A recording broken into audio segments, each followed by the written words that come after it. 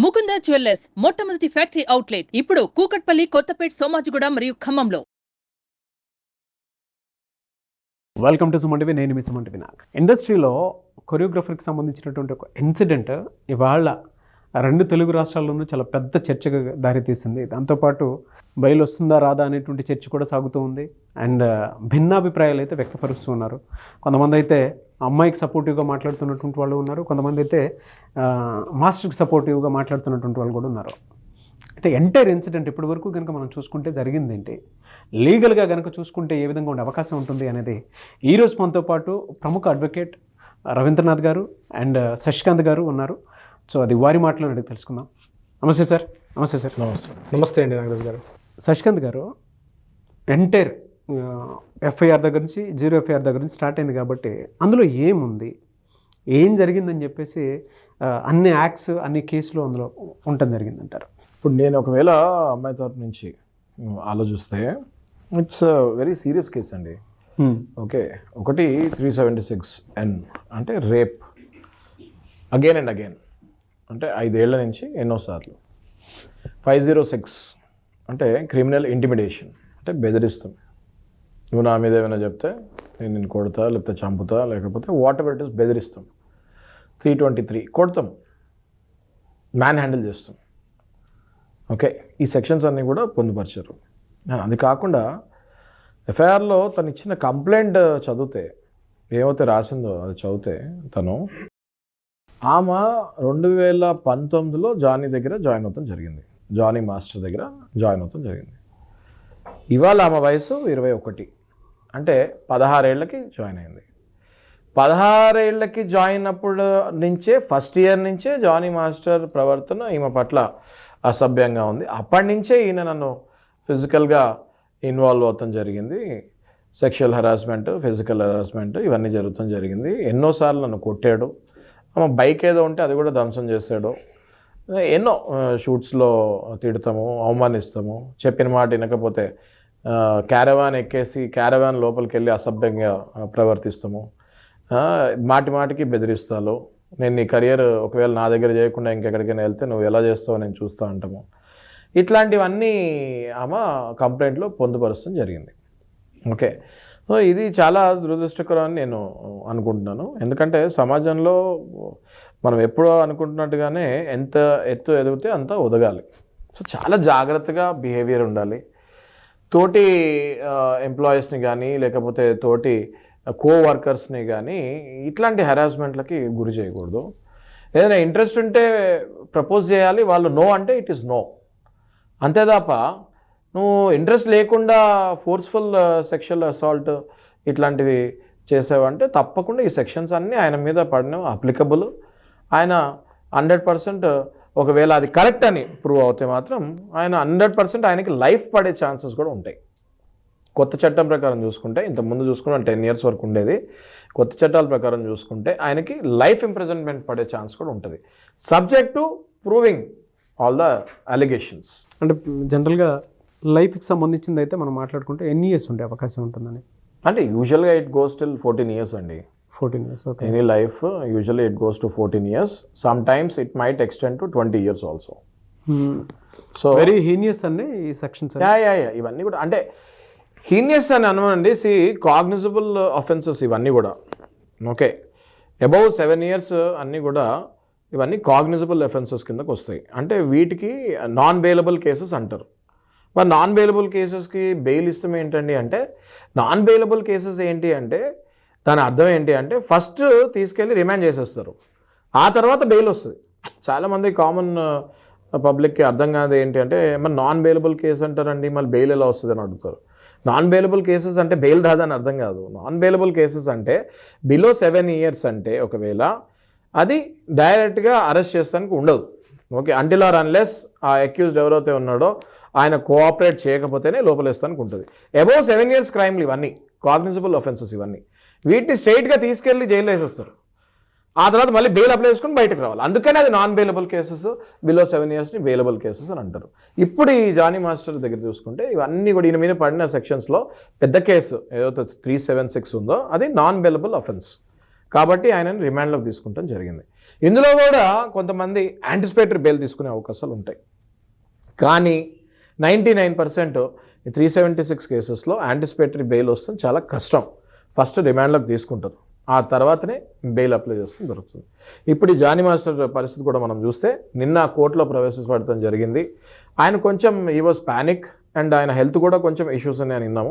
Choreographer కాబట్టి సహజంగా dances అవి ఎక్కువ ఉంటాయి. మనం చాలా మంది హీరోలు కూడా చూస్తూ ఉంటాము, సర్జరీస్ అవి జరుగుతుంటాయి. అలాగే ఆయన వయసు కూడా చూస్తే కొంచెం definitely I think is late 30s 40లోనే ఉన్నట్టున్నారు ఆయన. సో డెఫినెట్గా ఆయనకు ఉన్న కాంప్లికేషన్స్ ఉంటాయి, అదే చెప్పారు వాళ్ళ అడ్వకేట్ కూడా. ఇప్పటి వరకు శశికాంత్ గారు మాట్లాడింది కనుక మనం చూస్తాండి, ఎఫ్ఐఆర్ కాపీలో ఏముంది, జైలు వరకు ఆయనకు తీసుకుని వెళ్ళటం జరిగింది, ప్యానిక్ అవుతున్నారని తెలిసింది, కొన్ని హెల్త్ ఇష్యూస్ ఉన్నాయని కూడా అర్థమైంది. అయితే మీరు వైఫ్ చెప్పినటువంటి వీడియోస్ ఆ మాటలు వినుంటారు. ఎంటైర్ ఇన్సిడెంట్లో మీకేమనిపిస్తుందండి? నాగరాజు గారు, ఈ విషయానికి సంబంధించి నేను మాస్టర్ని అరెస్ట్ చేయడం జరిగింది. 14 days రిమాండ్కి తీసుకున్నారు. నేను నచ్చల జైలు కూడా పంపించడం జరిగింది. అయితే ఈ ఇష్యూకి సంబంధించి మనం మాట్లాడుకోగలిగితే ఒక 3 angles చూడాలి సార్. ఇది ఫస్ట్ వన్, అసలు ఇష్యూ ఏం జరిగి ఉండవచ్చు. నెంబర్ 2 అమ్మాయి యొక్క సైకాలజీ. మూడవది ఆయన ఫ్యామిలీ మ్యాటర్. ఈరోజు ఆయన ఫ్యామిలీ ఫేస్ చేస్తున్నటువంటి ఏదైతే ఉందో ఇది 3 angles చూడాలి. బీయింగ్ ఎన్ అడ్వకేట్గా మనం చట్టాన్ని ఎప్పుడు మనం రెస్పెక్ట్ చేస్తాం, చట్ట పరిధిలో అందరూ కూడా ఈక్వాలిటీ ఉంటుంది. ఇక్కడ ఏం జరిగింది అంటే, ఫస్ట్ ఈ అమ్మాయి ఎవరైతే ఉన్నారో, విక్టిమ్ ఎవరైతే అమ్మాయి మనం చెప్తున్నామో, ఈ అమ్మాయి పిఎస్లో కంప్లైంట్ చేశారు, రాయదుర్గం పిఎస్లో. జనరల్గా ఎలా ఉంటుందంటే, police station law and order వాళ్ళ డిపార్ట్మెంట్ యొక్క ప్రైమరీ ఇన్వెస్టిగేషన్ ఏం చేస్తారంటే, ఫస్ట్ ఎవరైనా వచ్చి ఇట్లా సోయిన్స్ అని బేసిక్ లెవెల్స్ చెప్పగానే ఇమీడియట్గా గ్రౌండ్ లెవెల్స్ వాళ్ళు చెక్ చేస్తారు. First without ground levels check చేయకుండా వాళ్ళైతే ఎఫ్ఐఆర్ కట్టే అవకాశం ఉండదు. ఫస్ట్ ఈ పాయింట్ గుర్తుపెట్టుకోండి. సో ఎఫ్ఐఆర్ బేసిక్ ఇచ్చినట్టు ఆవిడ చెప్పిన information, that is called first information report. That is not a judgement, that is called first information report. అంటే ఇన్ఫర్మేషన్ ఫస్ట్ ఏం వచ్చింది దాన్ని మాత్రమే తీసుకుంటారు. దాన్ని బేస్ చేసుకొని ఆ అమ్మాయి చెప్పినటువంటి నిరేషన్ అంతా విని ఇవి ఏ సెక్షన్స్కి రిలేట్ అయి ఉంటాయని చెప్పి వాళ్ళకు ఉన్నటువంటి కొంత నాలెడ్జ్ వరకు, అంటే advocate is the fully professional అండి. ఎప్పుడు కూడా అడ్వకేట్ అన్న అతను ఫుల్లీ ప్రొఫెషనల్ ఉంటారు. లా అండ్ ఆర్డర్ వరకు ఒక నాలెడ్జ్ ఉంటుంది, ఒక బేసిక్ నాలెడ్జ్ మాత్రమే ఉంటుంది. They are implementing only law and order వరకు మాత్రమే. సో బేసిక్ ఇన్ఫర్మేషన్ బేస్ చేసుకొని ఆ అమ్మాయి చెప్పిన ఇన్ఫర్మేషన్ బేస్ చేసుకొని ఒక ఎఫ్ఐఆర్ని ఫైల్ చేయడం జరిగింది. సో అమ్మాయి ఏదో చెప్పింది, వీళ్ళు తీసుకున్నారు. ఇమీడియట్గా ఎవరైతే అక్యూజ్డ్ అనుకున్నారో అతన్ని ఇమీడియట్గా పిలిపిస్తారో మాట్లాడతారు. అయితే మాస్టర్ చేసిన తప్పు ఏంటంటే, జనరల్గా ఇప్పుడు అబస్కాండ్ అవ్వకూడదండి. This is the first rule, abscond అవ్వకూడదు. That is the rule. అది యాక్చువల్గా ఒక ఇమీడియట్గా ఒక అడ్వకేట్ యొక్క ప్రొడక్షన్లోకి వెళ్ళాలి. సో లీగల్ గ్రౌండ్స్ అన్ని అబ్జర్వ్ చేసుకుంటూ తను లీగల్గా యాంటిసిపేటరీ బెయిల్కి అప్లై చేసుకోవడము ఈ సిమిలారిటీస్ ఉంటాయి. బట్ అబ్స్కాండ్ అవడం ఎవరిని కూడా మేము లీగల్ కూడా మేము యాక్సెప్ట్ చేయమండి దాని విషయంలో. సో ఇక్కడ ఏం జరగాలంటే, ఇమీడియట్గా ఒక అడ్వకేట్ని అప్రోచ్ ఉంటే యాంటిసిపేటరీ బెయిల్ ట్రై చేసేవారు, డిస్ట్రిక్ట్ కోర్టులో ఫైల్ చేసేవారు, కాదనుకుంటే హైకోర్టుకి వెళ్ళేవారు. That's different matter. అయితే ఇక్కడ ఏం జరిగి ఉంటుంది, సో ఈ అమ్మాయి ఈరోజు చెప్పారు, ఈయన వెళ్ళారు, ఇక్కడ ఆయన ట్రేస్ చేశారు. అంటే పోలీసులు ట్రేస్ చేయడం అనేది కొంత అబ్జెక్టబుల్ యాక్చువల్గా. అంటే పోలీసులకు పని కల్పించకూడదు. ఇష్యూ రాగానే పిలవగానే ఫోన్ పిలిచి రాదు. That's the primary duty as Indian సిటిజన్గా. ప్రతి ఒక్కరికి రూల్ ఉంది, పోలీసులు పిలిచారంటే వెళ్ళాలి, మాట్లాడాలి, అబ్స్కాండ్ అవ్వకూడదు. అలాంటి చెప్పడం జరిగింది. సో ఇతను అబ్స్కాండ్ అయ్యాడు, మళ్ళీ ఇతను ట్రేస్ చేశారు, గోవాలో ఇతన్ని పట్టుకొని రావడం జరిగింది. ఈరోజు నిన్న రాజేంద్ర నగర్ పిఎస్ సూపర్పల్లి కోర్టులో ఆయన్ని ప్రొడ్యూస్ చేయడం జరిగింది. దిస్ యాక్చువల్ జరిగిన ఫ్యాక్టర్. సో నేను ఏమంటానంటే, రేపు కోర్టులో ఇతను 14 days రిమాండ్ ఇవ్వడం ఉంది. ఇమీడియట్గా రిమాండ్ ఇచ్చేటప్పుడు కూడా జడ్జి గారు పిలిచి అడుగుతారు, అతను ఏం జరిగిందని అడుగుతారు. ఎస్ నువ్వు చేసావా చేయలేదా అంటే, చేశానా చేయలేదో చెప్తారు. జనరల్గా చేయలేదని చెప్తారు జనరల్గా. సో చేయలేదని చెప్పాడు ఆయన. బేసిక్ అక్కడ ఉంటే ఆ గ్రౌండ్ రియాలిటీస్ చూసి ఇమీడియట్గా జ్యుడిషియల్ కస్టడీ తీసుకున్నారు. తీసుకున్న తర్వాత ఇమీడియట్గా అతన్ని జైలుకి పంపించారు. ఇది యాక్చువల్ జరిగింది. ఇక్కడ అబ్జర్వ్ చేయాల్సింది అంటే నాగరాజ్ గారు, రేపు కోర్టులో ట్రయల్ స్టార్ట్ అవుతుంది. వీళ్ళు ఏదో మళ్ళీ వీళ్ళు ఛార్జ్ షీట్ ఫైల్ చేస్తారు. ఛార్జ్ షీట్ ఫైల్ చేసిన తర్వాత WS ఫైల్ చేస్తారు. It's a procedure. ఇవన్నీ లెంగ్తీ డిస్కషన్స్ వెళ్ళిన తర్వాత కోర్టు ట్రయల్స్కి వెళ్ళడానికి ఇట్ విల్ టేక్ 3 months కావచ్చు, 5 months కావచ్చు, 6 months కావచ్చు. ఇవన్నీ వెళ్ళేసరికల్లా అది అడ్వకేట్ గారికి కూడా తెలుసు, లాయర్ గారికి ఎలా ఉంటుంది కోర్టు ప్రొసీడింగ్స్ ప్రకారం. కరెక్ట్. అంటే ఇప్పుడు మీరు చెప్పినట్టుగా sir, sorry to interrupt you, ఇప్పుడు నార్సింగి పోలీసు వాళ్ళు కూడా కస్టడీకి అడుగుతున్నారని మనం విన్నాము. ఇప్పుడే వచ్చిన న్యూస్ ఏంటంటే, ఒక 10 days నార్సింగి పోలీసు వాళ్ళు కూడా 0 FIR ఏమో రాయదుర్గ పోలీస్ స్టేషన్లో అయింది, నార్సింగి పోలీస్ స్టేషన్లో ఒరిజినల్ FIR అయింది. కస్టడీ అడిగిన. సో ఇప్పుడు నార్సింగి పోలీసు వాళ్ళు కూడా ఒక 10 days సపరేట్ కస్టడీ అడుగుతానికి పిటిషన్ అయిపోతున్నారు. నేను తీసుకుంది నార్సింగి పిఎస్ లేదండి. అంటే జ్యుడిషియల్ కస్టడీకి వెళ్ళింది, పోలీస్ కస్టడీకి అడుగుతున్నారు. పోలీస్ కస్టడీ అంటే యాక్చువల్ ఫస్ట్ అడిగేది పోలీస్ కస్టడీ అడుగుతారు.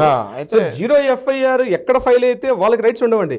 ఇంట్రాగేషన్ చేసేది యాక్చువల్గా ఇది ఏ పరిధిలోకి వస్తుందో వాళ్ళకు మాత్రమే ఇంట్రాగేషన్ చేసే రైట్స్ ఉంటుంది తప్పించి మనం ఎక్కడ ఫర్ ఎగ్జాంపుల్ ఎక్కడ గుజరాత్లో జరిగింది, అయితే మహారాష్ట్రలో జరిగింది, మనం ఎక్కడైనా ఫైల్ చేసుకోవచ్చు as per BNS. Respective police but అది ఓన్లీ ఫర్ జస్ట్ మనం ఫైల్ చేయడం వరకే.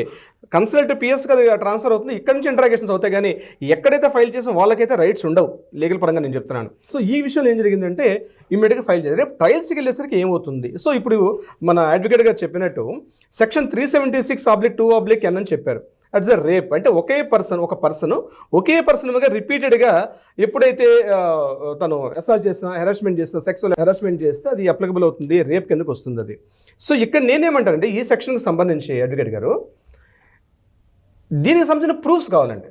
జాగ్రత్త నన్ను ఒకసారి చెప్పని సర్ది అవుతుంది. ప్రూఫ్స్ కావాలి దీనికి సంబంధించి. ప్రూఫ్స్ అంటే ఏంటి అంటే తను చెప్పడం ఏంటంటే అక్కడ జరిగింది, నాకు ఫస్ట్ ముంబైలో తీసుకెళ్లారు, అప్పటి నేను 16 years ఏజ్ అంటారు. సో 16 years మైనర్ కాబట్టి అప్పటి నుంచి 5 years కంటిన్యూగా ట్రావెల్ చేశాను. ఈ టైంలో నాకు ముంబై, చెన్నై, కల్కటా, హైదరాబాద్ ఈ ప్లేసెస్ తిరిగినప్పుడు కూడా నా మీద కంటిన్యూ జరిగిందనే విషయం. So it's very key point, ఒప్పుకుందాం. బట్ ఈ కంటిన్యూ 5 yearsలో అంటే లీగల్గా ఉంది, 5 years కావచ్చు, 6 years కావచ్చు, 8 years కావచ్చు. వన్స్ మైనర్ బాలకి ఎప్పుడైనా వచ్చి కంప్లైంట్ చేసుకున్న రైట్స్ ఉన్నాయి అమ్మాయికి యాజ్ పర్ పోక్సో యాక్ట్ ప్రకారం. అప్పుడే చేయని రూల్ లేదు, సో చెయ్యొచ్చు, ఇట్స్ రూల్ ఉంది. బట్ గ్రౌండ్ రియాలిటీ ప్రకారం ప్రూఫ్ చూపించాల్సి వస్తుంది. అంటే అట్లీస్ట్ ఏంటి, వాట్సాప్ చాట్స్ కానీ, మెసేజెస్ కానీ, ఆ హోటల్లో ఉన్నటువంటి బిల్స్ కానీ, అతని అరెస్ట్ చేసినటువంటి, అంటే హోటల్లో ఉండడం వేరు, హోటల్లో అరెస్ట్ చేసినట్టుగా ఉన్నటువంటి ప్రూఫ్స్ కావాలి. అట్లీస్ట్ వెహికల్లో ట్రావెల్ చేసినట్టు అట్లీస్ట్ ఏదో ఒక రియాలిటీ లేదు. ఈవెన్ దో 16 years ఏజ్లో జరిగినప్పుడు కూడా సమ్ మెడికల్ రిపోర్ట్స్, తమకు బాడీ మీద ఫిజికల్ హెరాస్మెంట్ చేసినప్పుడు ఆ ఫిజికల్ హెరాస్మెంట్గా దగ్గర అక్కడ ఉంటే మెడికల్ హాస్పిటల్కి వెళ్ళి సమ్ ఏదో మెడికల్ అప్పుడు మెడికల్ రిపోర్ట్స్ కానీ అట్లీస్ట్ ఏదో ఒకటి రేపు కోర్టులో ప్రొడ్యూస్ చేయాల్సి వస్తుంది. This is very key point number 1. Number 2 ఆ రియాలిటీ ప్రకారం నేను చెప్తున్నాను. సో ఇది కావాలి. ఇక నెంబర్ 2 ఏమంటున్నారు, 376/2 అంటే ఒకే పర్సన్ రిపీటెడ్గా ఉన్నట్టంటే అట్లీస్ట్ ఇక్కడ మెడికల్ బిల్స్ ప్రొడ్యూస్ చేయాల్సి వస్తుంది. డెఫినెట్గా నన్ను చెన్నై తీసుకెళ్లారు, చెన్నైలో బిల్స్ చూపించాలి. కోల్కతా తీసుకెళ్లారు, కోల్కతా చూపించాలి. లేదా బెంగళూరు తీసుకెళ్లారు, బెంగళూరు తాలూకా మెడికల్ రిపోర్ట్స్ బిల్స్ చూపించాలి. ఓల్డ్ జరిగిందంటే evidence is the must and షుడ్గా ప్రొడ్యూస్ చేయాలి. అక్కడ అవన్నీ గ్రౌండ్ రియాలిటీస్ ఉన్నాయా లేదంటే రేపు ట్రయల్స్లో తెలుస్తుంది. Number 1 point. ఇక మీరు చెప్పినటువంటి సెక్షన్ 506, సరే ఇంకా దీని గురించి మరికొద్దిగా డీటెయిల్ చెప్పాలంటే 376/2/N అన్నది.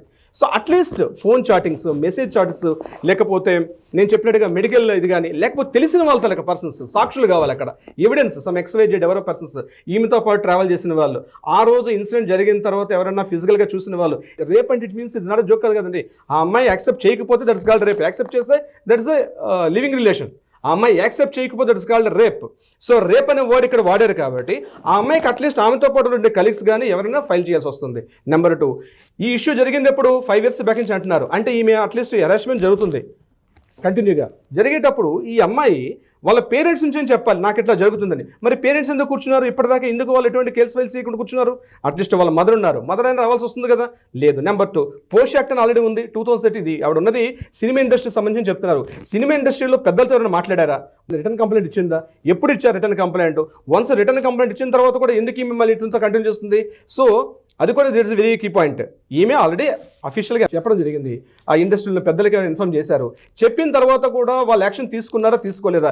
Even though that is report also కూడా ఇక్కడ ప్రొడ్యూస్ చేయాల్సి వస్తుంది అమ్మాయి కూడా. అంటే ఇవన్నీ కూడా రేప్ అనే సెక్షన్కి, అంటే మన అడ్వకేట్ గారు చెప్పారు ఈ సెక్షన్ మీద అట్లీస్ట్ లైఫ్ సెంటెన్స్ కూడా ఉంటుంది, అతనికి చేసే అవకాశం కూడా ఉంటుంది అనేటప్పుడు ఇవన్నీ కూడా మనకి రేపు ట్రయల్స్లో అవకాశం పడుతుంది. It's very important. నెంబర్ 2 ఏం చెప్పారు, సెక్షన్ 506 ఏం చెప్తున్నారు, క్రిమినల్ ఇంటిమిడేషన్. అంటే వాంటెడ్లీ చేయాలి. అంటే ఇక్కడ 2 రకాలు ఉంటుంది క్రిమినల్ ఇంటిమిడేషన్. భయపెట్టడం, దట్స్ కాల్డ్, తెలుగులో చెప్పాలంటే భయపెట్టడం. ఏ రకంగా భయపెట్టడం? ఇందులో 2 రకాల సెక్షన్స్ ఉన్నాయి. అంటే హార్ష్గా బెదిరింపు చేయడం, సాఫ్ట్గా బెదిరింపు చేయడం. హార్ష్గా బెదిరింపు చేస్తే నాన్ బెయిలబుల్ వస్తుంది, సాఫ్ట్గా చేస్తే నువ్వు చెప్పదు కొడతారా, ఇట్ ఇస్ కాల్డ్ బెయిలబుల్. ఇది సెక్షన్.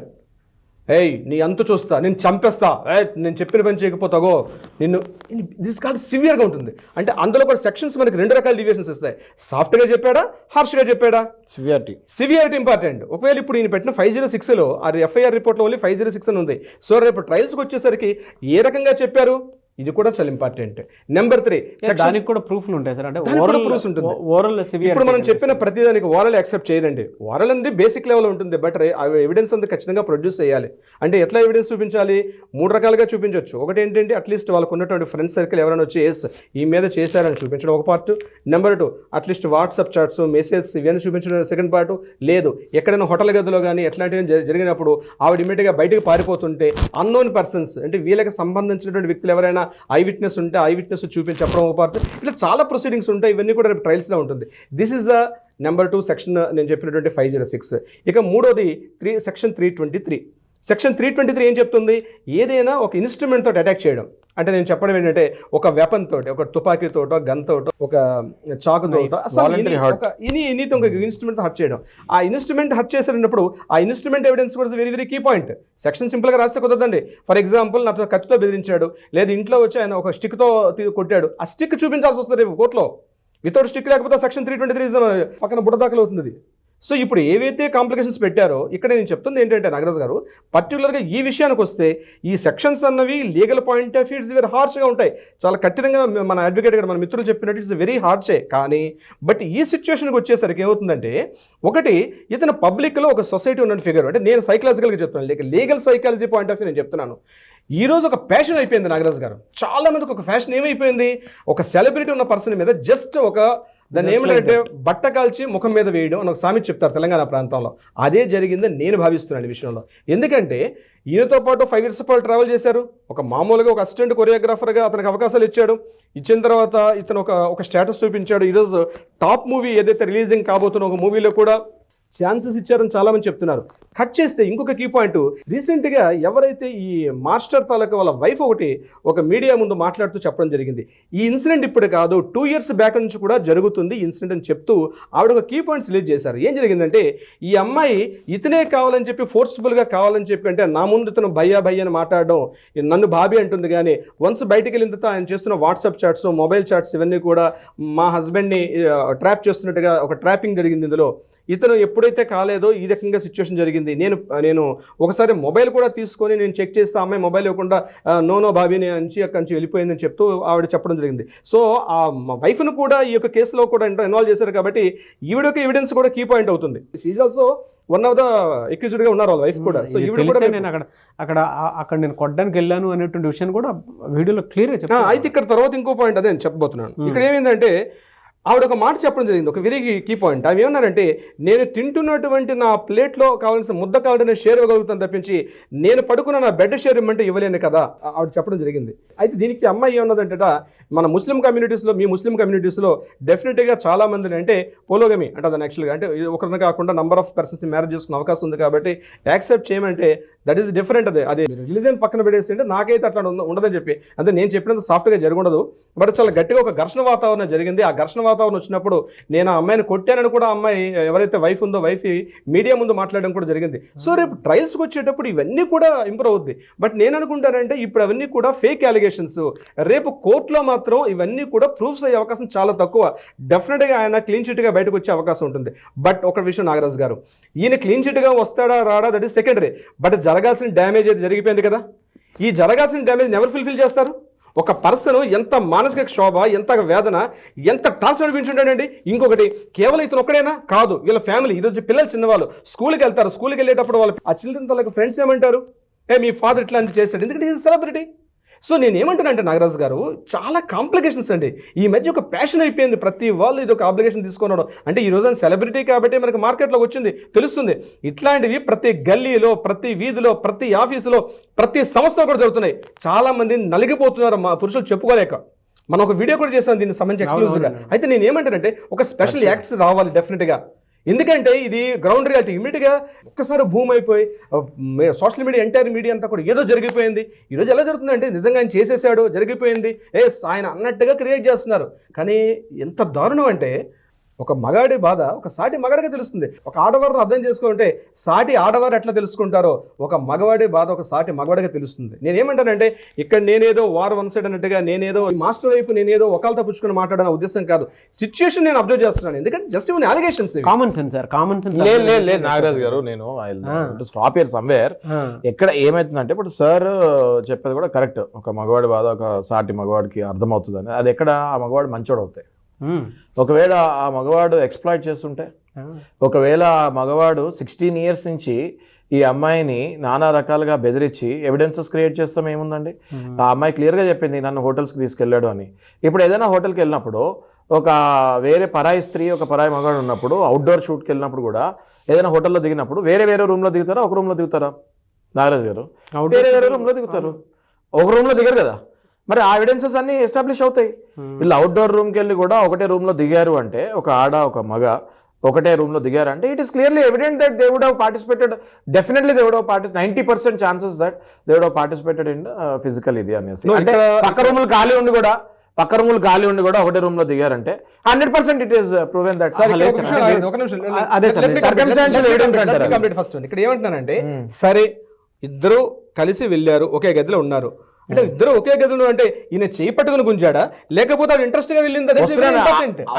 ఆ పాయింట్కే వస్తున్నాను నేను, అక్కడికి రావాలి. ఆ పాయింట్కే వస్తున్నాను సార్, ఆ పాయింట్కే వస్తున్నాను నేను. చేయి పట్టుకొని లాగాడు అనేది ఒకటే రూమ్ లో దిగారు అంటే it is very common sense that ఆ అమ్మాయి కూడా ఒప్పుకుంది అని. ఎగ్జాక్ట్లీ రైట్, మ్యూచువల్ కన్సెంట్ తోనే వెళ్ళిందని. But there was a section in ఐపీసీలో, ఇప్పుడు కొత్త section we have to refer the new section. ఇప్పుడు ఐపీసీలో పాత సెక్షన్ ప్రకారం చూసుకుంటే సెక్షన్ 90 ఆఫ్ ఐపీసీ ప్రకారము ఎనీ మిస్ప్రామిస్ జరిగి ఫిజికల్లో ఇన్వాల్వ్ అయినా that will be considered as rape. Section 90 అది మీరు రిఫర్ చేసుకోవచ్చు సార్ మీరు. ఐపీసీ సెక్షన్ 90 ప్రకారం ఒకటే మ్యూచువల్ కన్సెంట్ ఉండి ఫిజికల్గా ఇన్వాల్వ్ అయ్యి సెక్స్లో పార్టిసిపేట్ చేసిన తర్వాత ఈ మ్యూచువల్ కన్సెంట్లో అబ్బాయి అయితే ఎవరైతే అమ్మాయికి ఏదో ప్రామిస్ చేసి మ్యూచువల్ కన్సెంట్లో దిగుతారో, దిగిన తర్వాత ఓకే ఆ తర్వాత ఏదైతే ప్రామిస్ చేశాడో ఆ ప్రామిస్ని ఎప్పుడైతే బ్రేక్ చేశాడో అది that will be considered as rape under section 90 of IPC. So అలాంటప్పుడు ఇంకా చేయి పట్టుకొని లాగేది ఏముందండి? It is very clearly understood that ఏదో ఫాల్స్ ప్రామిస్ చేసి ఉంటాడు, తీసుకెళ్ళి ఉంటాడు. నో, ఇక్కడ మళ్ళీ డివైడ్ అవుతుంది. ఏంటంటే మనం మాట్లాడుతుంది సెక్షన్ 376/2/1, సెక్షన్ 506, సెక్షన్ 320. దీని గురించి మనం మాట్లాడుతున్నాం. ఇప్పుడు మీరు చెప్పే sections okay, that is different action, that is different sections. ఇప్పుడు మనం మాట్లాడుతుంది కేసు స్టడీ ఎంతసేపు ఈ ఇష్యూ మీద అంటే మనంటే మీరు రేపు కోర్టులో కూడా ఇలా ఉంటాయి. రేపు కోర్టులో ఉంటుంది సెక్షన్ 370 పెట్టేటప్పుడు డిఫరెంట్ సెక్షన్ మనం వేరే కేసు మాట్లాడుతున్నాం. ఈ కేసు అయితే కొట్టేదని చెప్పి నేనే డైరెక్ట్ గా ఇమీడియట్ గా దీనికైతే అప్లికేషన్ లేదు కాబట్టి ఈ కేసు ఇమీడియట్ గా డిస్మిస్ చేయమని చెప్పి నేను వస్తాను సార్ నాగరాజ్ గారు.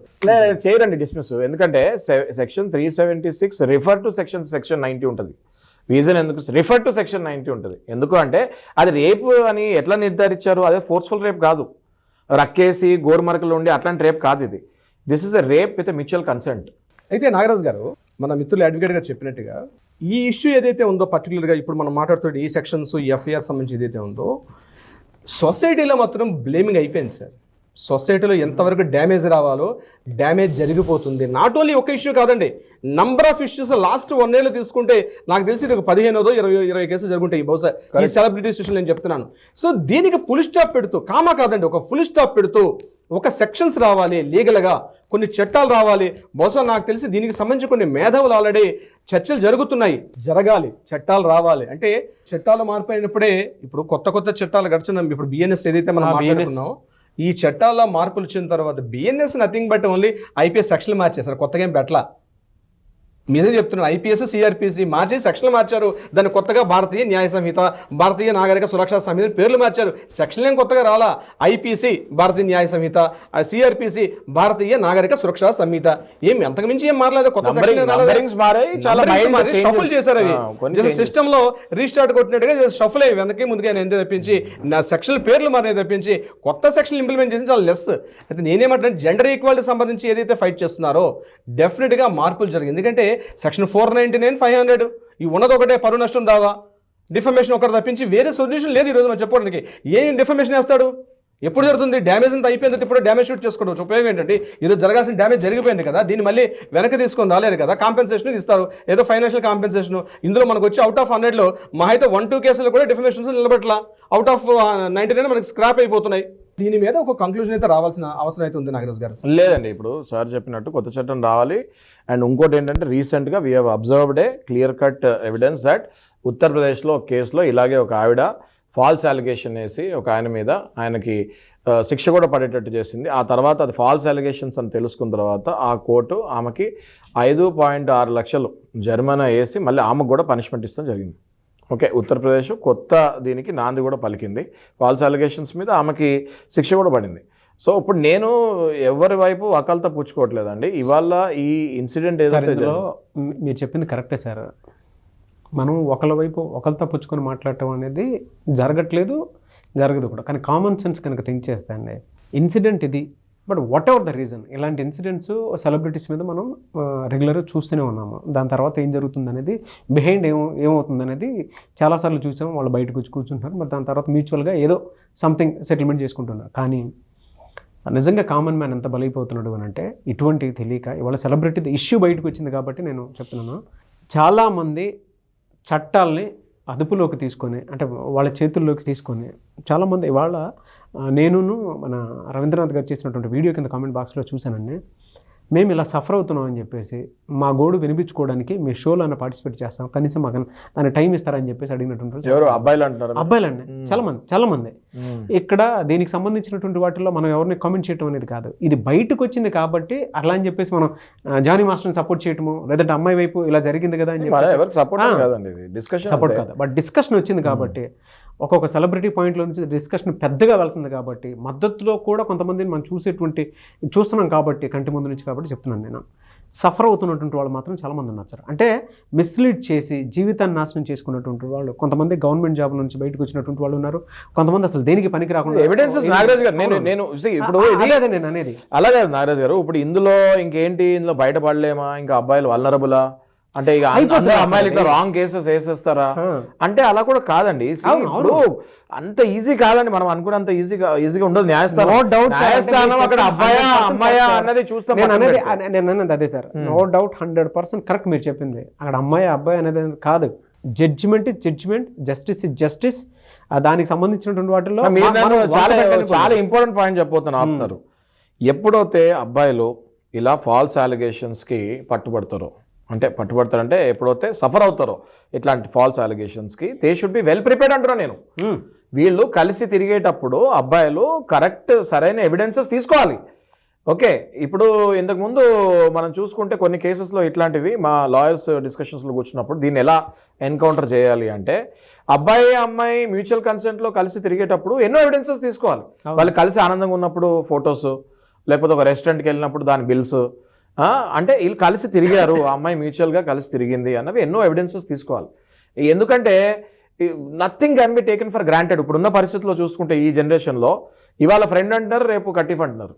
ఓకే, అట్లాంటప్పుడు ఇలాంటి ఫాల్స్ అలిగేషన్స్ పడే క్విట్ ప్రో అంటారు కదా, క్విట్ ప్రోకో. సో ఛాన్సెస్ ఉంటాయి, బట్ దానికి కూడా లీగల్గా మీరు ఏదన్నా ఫార్మాలిటీ లాగా తీసుకుని ముందుకు వెళ్ళాలి అనుకుంటే క్విట్ ప్రోకో అంటే నీకిది నాకిది అనుకునేటువంటి వాళ్ళు కూడా చాలామంది ఉంటారు. కాబట్టి దానికి కూడా ఒక లీగాలిటీ పరంగా వెళ్ళిపోతే చాలా బెటర్. మీకు కనుక డౌట్లు లేదంటే మీరు ఎవరైనా సఫర్ అయ్యేటువంటి వాళ్ళు ఉన్నా కూడా ఇద్దరు అడ్వకేట్స్ ఉన్నారు, ఒక మంచి టీం ఉంది, బేషరతుగా మీరు ముందుకు వెళ్ళాలి అనుకున్నటువంటి వాళ్ళకి మాత్రం డెఫినెట్గా, అంటే ఈ విషయంలో జరగాల్సినటువంటి జడ్జిమెంట్ అయితే మనం కంటి ముందే చూస్తాము. బట్ దీంతో ఎవరన్నా కొంతమంది కొన్నిసార్లు ఫాల్స్ అలిగేషన్స్ తోటి కనుక ఇబ్బంది పడిపోతూ ఉంటే డైరెక్ట్గా మీరు మాకు అప్రోచ్ అవ్వచ్చు, లేదా కింద కామెంట్ బాక్స్లో పోస్ట్ చేయండి. లేదు అనుకుంటే మిస్టర్ నాగ్ అఫీషియల్ 1 అని నా ఇన్స్టాగ్రామ్ ఐడి ఉంది, దానికి మీరు పర్సనల్ మెసేజ్ పెట్టండి. నేను డెఫినెట్గా మన దగ్గర అడ్వకేట్ తోటి మాట్లాడిస్తాను. లేదు మీరు మా షోలో పార్టిసిపేట్ చేయాలనుకుంటున్నారు, ఆ విధంగా అయినా సరే మీరు రావాలనుకుంటే కూడా డెఫినెట్గా రావచ్చు. Anyways thank you so much sir. Thank you so much Nagaraj గారు.